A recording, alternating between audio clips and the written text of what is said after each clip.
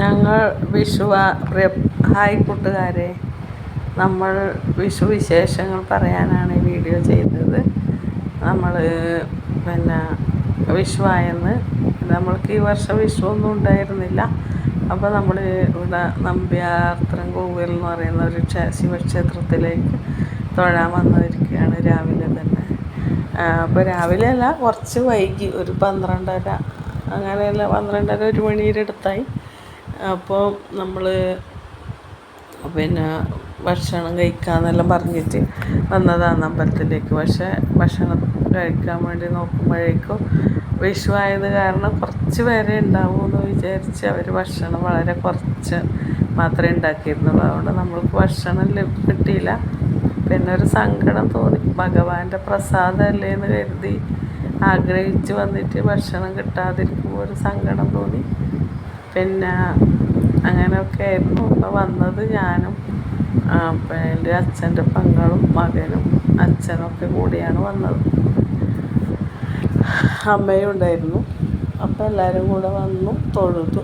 നല്ലൊരു ക്ഷേത്രമാണ്. വളരെ ശാന്തിയും സമാധാനമൊക്കെ ഉള്ള ഒരു ക്ഷേത്രമാണ് ഇവിടെ ഉള്ളത്. ഭഗവാന്റെ ബ്രഹ്മകലശം നടക്കിയെന്ന് 13 മുതൽ. അപ്പോൾ ഇഷ്ടംപോലെ ആൾക്കാർ അവിടെ ഉണ്ടായിരുന്നു. അവർക്കൊക്കെ ഭക്ഷണമെല്ലാം കിട്ടിയിരുന്നു. അപ്പോൾ ഭക്ഷണമെല്ലാം കഴിച്ച് അവരിങ്ങനെ റെസ്റ്റ് എടുക്കുന്നുണ്ട്. നമ്മൾ പിന്നെ അവിടെ ഒരു എൻട്രൻസിൽ തന്നെ വലിയൊരു അരയാലുണ്ട്. അപ്പോൾ അവിടെ അരയാലിൽ തൊഴുത് നമ്മൾ നേരെ ക്ഷേത്രത്തിൻ്റെ അകത്തേക്ക് കടന്നു. അപ്പോൾ അകത്ത് നടയൊക്കെ അടച്ചിട്ടുണ്ടായിരുന്നു. പക്ഷേ എങ്കിലും നല്ല മനോഹരമായ സ്ഥലമായിരുന്നു. പിന്നെ ഭയങ്കര ശാന്തിയും സമാധാനവും ഒക്കെയുള്ള ഒരു നല്ലൊരു ക്ഷേത്രമായിരുന്നു. അതിനുശേഷം നമ്മൾ ക്ഷേത്രം വലം വെച്ചു. അങ്ങനെ തൊഴുത് അങ്ങനെ പ്രാർത്ഥിച്ചുകൊണ്ട് ഓം നമഃ ശിവായ ചൊല്ലിക്കൊണ്ട് ഭഗവാന്റെ നാമങ്ങൾ ഉരുവിട്ടുകൊണ്ട് നമ്മൾ അവിടുത്തെ പിന്നെ തിരുമുറ്റത്തു കൂടി ക്ഷേത്ര ദർശനമൊക്കെ നടത്തി. അങ്ങനെ നടത്തി നമ്മൾ ഒരു ഫോട്ടോസൊക്കെ അവിടെ നിന്ന് എടുത്തു. കുറച്ച് ഫോട്ടോസൊക്കെ എടുത്തു. പിന്നെ അച്ഛനായിരുന്നു എടുത്തിരുന്നത്. അങ്ങനെ നമ്മൾ ഭഗവാന്റെ നാമങ്ങളെല്ലാം ജപിച്ചുകൊണ്ട് ക്ഷേത്രത്തിൽ വലം വെച്ചു. അപ്പോൾ ഇവിടെ ഒരു അയ്യപ്പ ക്ഷേത്രമുണ്ട്. ഇതിന് ഉപക്ഷേത്രമുണ്ട്. നിറയെ ചുറ്റുവിളക്കുകളൊക്കെ ഉള്ള ക്ഷേത്രം കാണാൻ നല്ല ഭംഗിയായിരുന്നു. ഭയങ്കര ഭക്തിസാന്ദ്രമായ ഒരു ശാന്തിയും സമാധാനമൊക്കെ അവിടെ ഉണ്ടായിരുന്നു.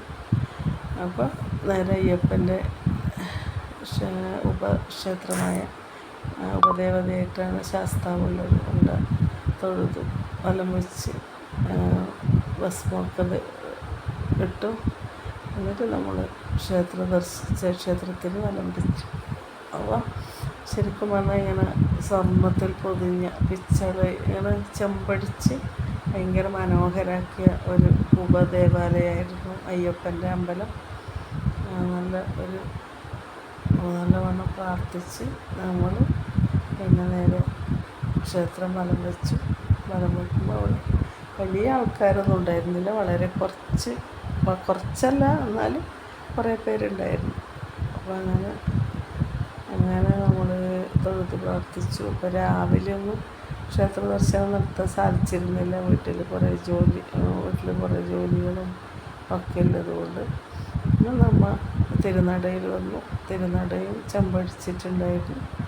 അപ്പോൾ കാണാൻ നല്ല സ്വർണ്ണവർണ്ണത്തിലുള്ള ഭഗവാന്റെ തിരുനട കാണാൻ നല്ല ഭംഗിയായിരുന്നു.